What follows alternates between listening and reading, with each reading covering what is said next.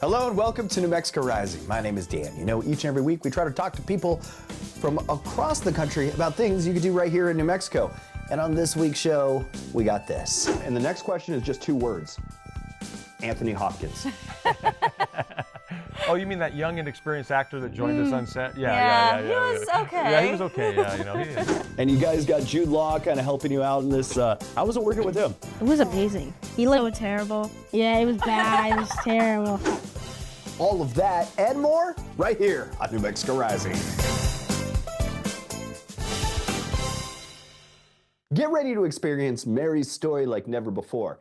A journey of faith, courage, and humanity that redefines a timeless icon. So joining us today are Noa Cohen, who takes on the powerful role of Mary, and the acclaimed director, DJ Caruso. Together, they brought a fresh perspective to one of the most iconic stories in history with Netflix Mary. This is a film that dives deep into Mary's journey, her faith, and the incredible courage that it took to become the mother of Jesus. Noa, DJ, welcome you too. Good morning. Good morning. Good to be here. All right, Noa, what was it like for stepping into such an iconic role? How do you actually prepare to become Mary and bring that to life in a way that feels both like relatable and profound? Yeah, it was overwhelming at first, not gonna lie. When I learned that I got the role, I felt incredibly humbled and a tremendous responsibility. You know, Mary holds such a central place in the hearts of millions of people all over the world. And yeah, taking that on, it was not an easy task. I wanted to make sure that I portray her in a way that pays her so much respect. But also, I feel like the key to bringing her to life on screen in a way that is both interesting and also relatable to the audience is to find that balance between her divine role and her humanity. So while working with DJ, preparing for the role, we really wanted to focus on who she was as a young woman. And I hope that we got that. I hope that the audience will be able to connect with her that way. And DJ, this film takes like a very cinematic and fresh approach to Mary's story, which we haven't really seen very often. What drew you to this project, and what message did you actually want audiences to take away?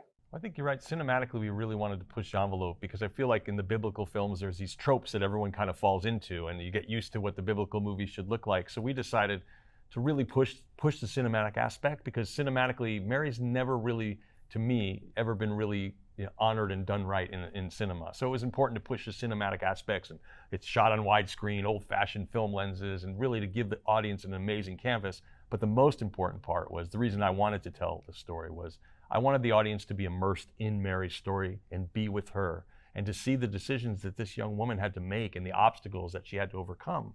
She had such courage. And I think that's often overlooked in religious stories, because when you make this decision and you say, let it be me, there's a lot of things that are not going to be easy in your life. Just because you let God in your life, it doesn't mean that your life is going to be easy. And I wanted to show what it would be like, these struggles, and hopefully she would inspire somebody. A young audience could be inspired. And in fact, it was fun. My daughter, who finally saw the movie at the premiere, said to me, like, "Dad, Mary's really cool." And I thought, okay, that's good. That's a victory for me. I do. Yeah. I saw this movie last night, and I could kind of describe it as like, I know this is weird to say, a biblical epic meets a survival thriller. Right. How do you guys balance staying true to the aspects of like Mary's story while adding elements of suspense and action? Well, for me personally, it's like, you read in the Bible, well, Herod sent, or that Herod sent his Roman soldiers out to get Mary. So as a filmmaker, you go, well, what happens if those soldiers are in the room next door? What happens if the house happens to be on fire and Mary's holding Jesus and Jesus is going to make a noise or make a peep? That's a real universal thing that anyone can understand cinematically and in real life. So I just wanted to say, branch off, keep the gospel obviously as our main story and our focus, but to then cinematically branch off and make this movie immersive and make it thrilling and make it scary, and that's really, to me, a full cinematic experience. And your portrayal of Mary, it shows her humanity alongside her divine calling. Was there a particular scene or moment in the film that felt especially significant or emotional for you, or even terrifying when speaking with the Lucifer characters? I think one scene that stands out is the scene when Mary comes back home after staying at Elizabeth's house. hiding from her father. And then she comes back home to meet her dad for the first time and confront him about being pregnant after him hearing all those rumors and not believing her at first. But there's this moment there where she just calls out and saying in the most human way possible, "Papa, I need you. I need you."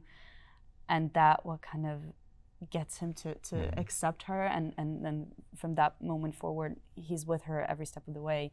And that's just, it's a really emotional scene for me. Yeah, I love that one. All right, and the next question is just 2 words. Anthony Hopkins.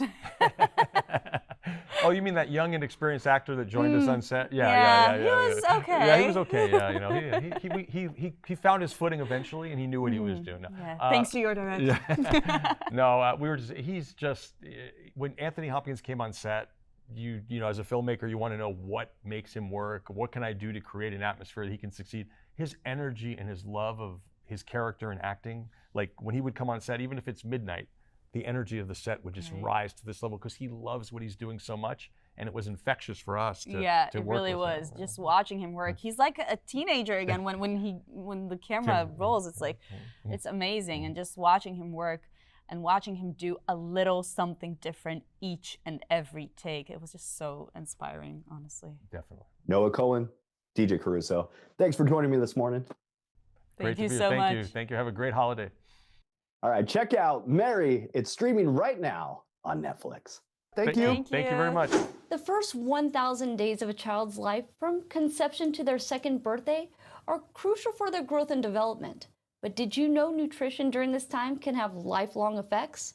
Joining us today is Lauren Manaker, a dietitian and certified lactation education counselor, to explain how parents can support their little ones with the right nutrients. Hi, Lauren. Hi, thank you for having me. Can you tell us about the first 1,000 days and why they're so important for babies? Absolutely. So the first 1,000 days starts at the date of conception and it ends at the baby's 2nd birthday. And during that time, the brain is growing more rapidly than any other time in a baby's life. And because of that, certain nutrients are required to develop the building blocks for cognitive abilities, motor skills, social and emotional development. And as parents, of course, we want to set kids up for a lifelong successful future. And part of that comes from eating the right foods and focusing on the right nutrients throughout pregnancy, lactation, and then once baby's transitioning to whole milk and solid foods. And what are some nutrients that are especially important during this time? So the American Academy of Pediatrics has identified 14 nutrients that they call the building blocks for early brain development. I'm not going to go through all of them because I will put you to sleep, but some noteworthy ones are protein, zinc, vitamin B12, choline, and iodine. Now there are 3 that are noteworthy: vitamin B12, iodine, and choline, because they can have a time-sensitive impact during this time of development, which means that shortfalls during the first 1,000 days can have lifelong health implications for the child. And when it comes to iodine specifically, data is now showing that there's a significant portion of Americans that are not consuming the recommended amount of iodine. And specifically for women between the ages of 15 and 49, some data suggesting that around half of them are not consuming enough iodine, so they could have iodine deficiency and not even know it. And why is iodine such an essential nutrient for moms and babies? So iodine supports the structural formation of the brain, and it's necessary for nerve cells to grow, develop, and create connections with one another. The World Health Organization has suggested that iodine deficiency is one of the most significant factors leading to preventative brain damage and intellectual disability. There is some data now showing that around 60% of pregnant women may be iodine deficient, and there's other data showing that around 40% of tested prenatal vitamins in the United States have 0 iodine in it. So when it comes to pregnancy, of course, we need to take the prenatal vitamins. I am not saying that they are useless. They're incredibly important. However, we do need to keep in mind that they are not meant to be a catch-all for all of the nutrients that we need during pregnancy in order to support that brain development. And we cannot assume that every prenatal is giving us everything that we need. We still need to focus on whole, nourishing foods that provide key nutrients like dairy milk and lactose-free dairy milk. They're both an excellent source of iodine. And what foods should moms and toddlers focus on to get the nutrients they need, especially for picky eaters? So I love leaning on dairy milk because dairy milk provides 7 out of the 14 nutrients that the American Academy of Pediatrics has recommended to support that early brain development. I love using dairy milk in smoothies. I think for picky eaters especially, smoothies can be fantastic. You can make smoothies as basic as you want it to taste. You can add a little bit more natural sweetener if you want to. I like leaning on maple syrup. Some people use honey, and you can add ingredients depending on where the person is on their journey throughout those 1,000 days. So if you have a basic dairy-based smoothie, so you're getting those 14 nutrients, you can always add something like ginger to it if you're experiencing first trimester nausea. Or if a child is consuming dairy milk already and you want to get some of those healthy fats in there, you can add some avocado to the smoothie. So I'm a big smoothie fan over here. Me too. And where can we go to learn more about this? You can go to gonnaneedmilk.com and first1000days.org. Lauren, thanks for joining us today. Thank you. Thank you for having me. Young innovators are changing the world, and today we're meeting one of their brightest stars. Tina Jin, the top winner of the 2024 Thermo Fisher Scientific Junior Innovators Challenge, is here to share her incredible project. Joining us is Maya Ajmera, President and CEO of the Society for Science, to talk about the importance of STEM education. Welcome, Tina and Maya. Thank you. Tina, congratulations. Can you tell us about your project and what made it stand out? Yeah, so last year summer, while I was, picking which brand of bottled water to get from the refrigerator, I learned that 2 billion people globally don't, have access to clean drinking water, which, but however, current solutions are expensive and also inaccessible to those in under-resourced areas, which also happen to be the areas that are struggling for clean water the most. I really wanted to help these people, so that's why I started developing my nearly zero cost and also natural water purification method using leftover animal bones as the material for a water filter. Tina, how do you see your research being used to solve real-world problems? Yeah, so as I said previously, there's lots of people in the world who don't have access to clean drinking water. And one of the big goals of my research is to actually be able to go to these under-resourced areas and show them how to use my method and actually see people use my method to filter water.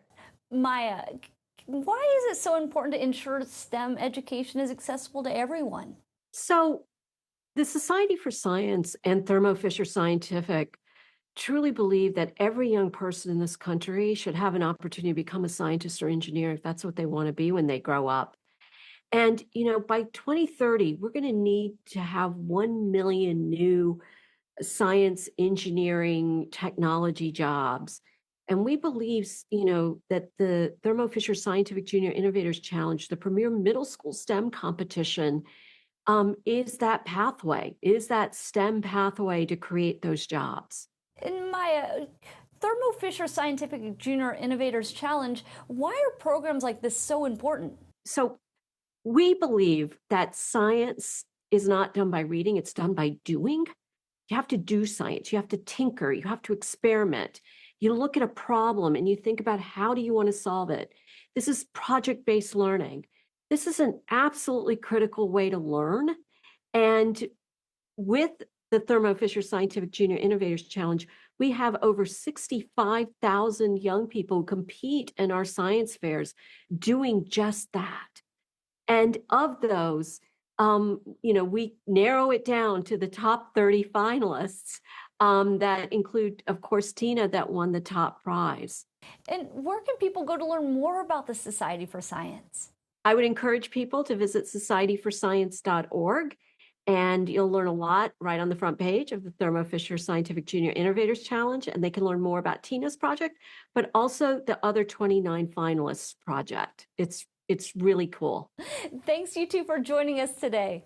Thank you for having us. It's the holiday season, and life is full of evolution. For the performers in Second Chance Stage, the time has come to get another chance to shine.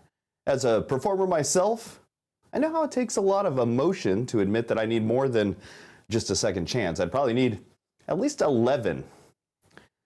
The show celebrates those waking up laughing at life's twists and turns, proving it's never too late to chase something timeless. These wild angels are stepping back into the spotlight without being too reckless, showing us all what it means to embrace resilience, creativity, and second chances. Guiding these performers through their journeys is someone who knows a thing or two about making dreams everlasting, with a career spanning decades, countless awards, and an iconic voice. She's brought magic to the stages and hearts alike, and I love interviews like this. It's like waking up to a white Christmas, but that's just the way I am. So please welcome the one and only Martina McBride. How are you? I'm great. How are you? I'm doing fabulous. All right. This new show, Second Chance Stage, it feels pretty inspiring. Can you tell us about it, what it makes it feel so special for you and to be a part of it? It's very inspiring. It's really all about second chances. So we have a lot of talent who have had a dream that they've had to put on hold for whatever reason, many, many different reasons. Life just gets in the way sometimes of them, continuing in show business. And they get to come on stage and compete for a $100,000 prize and perform live in front of a live audience full of talent scouts and agents and producers, and really just show us what they have, and we get to hear their stories, and it's so heartwarming and so inspiring. And I don't want to spoil too much, but can you give us a little sneak peek, maybe share one of those moments or performances that really stuck with you this season? Well, so many. I mean, at the end of every show, of course, we have to pick a winner, and it was not easy. It was always, a challenge, really, to pick one winner out of all the talent. But I mean, we had a guy come out in a full construction suit with a hard hat and, didn't really know what to expect. And he ended up being just having this beautiful performance. We had a woman who was in her early 80s, who had been in show business, but had to quit to raise her family. And she just blew us all away with her voice and her ability to relate to an audience. And so, every single person that came on that stage really had something to give. And helping people get a second chance at their dreams has to feel pretty rewarding. What's it been like for you watching these performers step back right into the spotlight?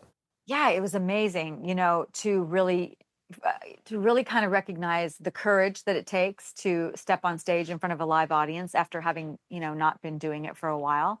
And just the chance to make somebody's dream come true, to be a part of that was so rewarding and fulfilling for us as judges. And yes, you do work with Heidi Gardner and Taye Diggs. What's it like working with those two as judges? It was great. We hadn't met before the show, and so we just hit it off immediately. Everybody was there, was happy to be there with each other, because what we felt like what we were doing was so just so special to really get to make someone's dream come true. And so we had a lot of fun backstage, on stage. It was a great relationship. And is there anything next for you? Any exciting projects that we should be on the lookout for? Actually, I just launched a wine. It's called Luna and Finn. I have a bottle right here. It's called Luna and Finn. It's a rosé, a California rosé, and we just put it up for sale right now. It's for pre-order on lunaandfinnwine.com. So I'm very excited about that and to share it with everyone. Martina, thanks for joining me. Where can we go check out Second Chance Stage and maybe catch the show? It streams on Max. So you can go to max.com for more information.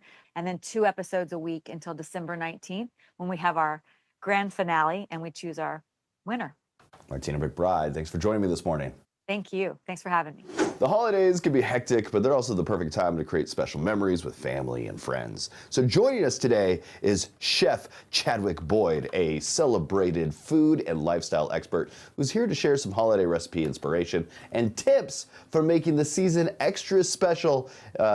Chef Boyd has teamed up with Sprouts Farmers Market to show us how to bring healthier, delicious dishes to our tables and even save some time and hopefully some money all along the way. Chef Boyd, welcome to the show, my friend. Hey, welcome. I'm happy to be here. It's happy holidays. I'm a little tongue twisted because I cannot believe it's December. It's crazy. Yeah, didn't we just have New Year's? or Halloween was yesterday. that truly is, yeah. When preparing a holiday meal, what do you think is important to consider? I think it's really about the details. You don't have to get super complicated and sophisticated, but these times means that you've got carnivores, plant-based folks, you've got pescatarians, gluten-free folks, and satisfying them and making them happy is super important during the holidays. Let's deck some halls with some delicious eats. What is a top tip for creating some memorable meals? Well, right here in front of me, my friend, is this prime USDA quality Angus beef. The marbling on it is absolutely incredible. Sprouts has incredible meats to choose from. This cooks up in 10 minutes, which is super easy for the host. And these crispy Parmesan, sweet potatoes, Yukon Golds, and organic Brussels sprouts, pop them in the oven. They roast down. They're super delicious and make a great side for this beef. And then look at this. I'm going to send this your way. These apple pie bombs. Oh my gosh, they're so good. A little bit of your biscuit mix and these fresh apples that are cooked down, nice and sweet, a little bit tart. And when you bite into them, they just melt in your mouth. Apple pie bombs. Dude, they're amazing. I'm ready for that. What about eating healthy? Is it even possible this time of year? Yes, absolutely. Especially with Sprouts Farmers Market, they really make it easy on you. I think healthy means whole ingredients, and that when you shop at Sprouts, they've got organic, they've got natural. And look at this pecan pie baked in their bakery, fresh, delicious, really easy just to put on your table. And this Jolly Sangria, man, it's got all kinds of fresh fruit found in their produce section, which is quite special. Cranberries, apples, pomegranate juice, red wine. I mean, I'm just trying to restrain myself here with this cocktail in front of me. All right, what about time saving? We got shopping, company parties that we have to go to. Any tips to help us save a little bit of time around the holidays? Yeah, so cookie making has a little shortcut through Sprouts. Look at this cookie holiday decorating kit here. And the weekend of December 14th and 15th between 11 a.m. and 3 p.m., go to their website, sprouts.com, find the location nearest you.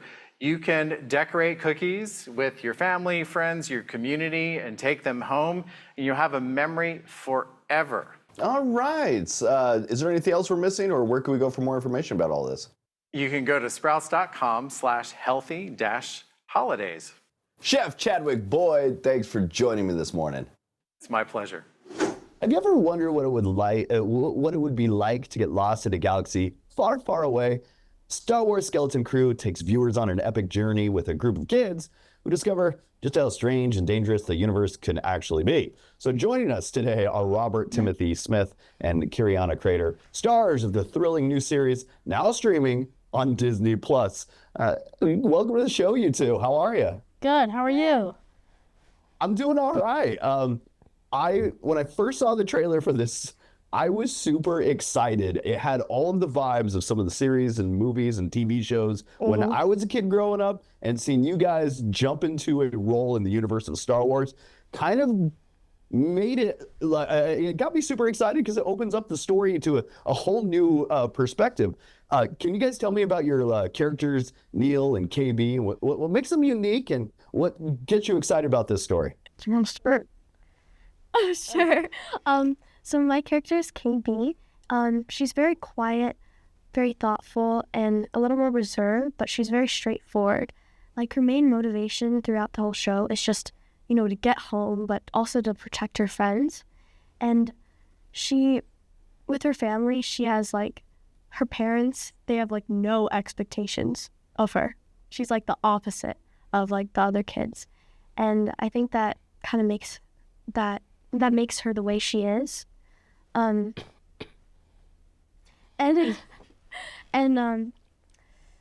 she's really working on like finding her voice and speaking up, and throughout the show kind of becoming her own person. And also during the show when I was filming, I was also trying to like figure out myself. So it's really cool that I got to kind of go on the journey with my character. Yeah, I think Neil is a loyal friend, a kind person. He tries to be nice to everybody. He's really, he's kind of scared to be there, but he at least wants to show everybody that he is like having a good time and trying not to, like freak out the whole show. And the series is kind of like a mix of Star Wars with like some of those classic 80s adventure films. Stuff that I grew up with, like Goonies, Captain Neo, Flight of the Navigator, those type of movies. I know they're way before your time. Did you guys have to do a little research, watch some of those films? And how did that kind of influence your experience on making these? Honestly, like my dad made sure I grew up right. So I kind of grew up watching those films too.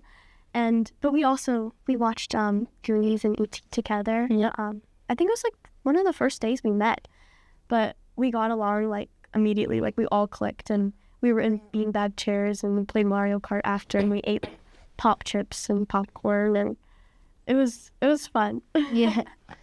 Yeah, I watched all of the Star Wars movies like before I even got the job, and then I also watched them again, and I've always really loved the like Star Wars like trilogy, and it's always been kind of like up my alley because I'm a big sci-fi person.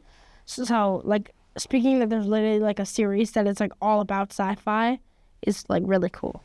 And you guys got Jude Law kind of helping you out in this. How was it working with him? It was amazing. He so terrible. Yeah, it was bad. It was terrible. He has the weakest thumbs in the world. What? Yeah.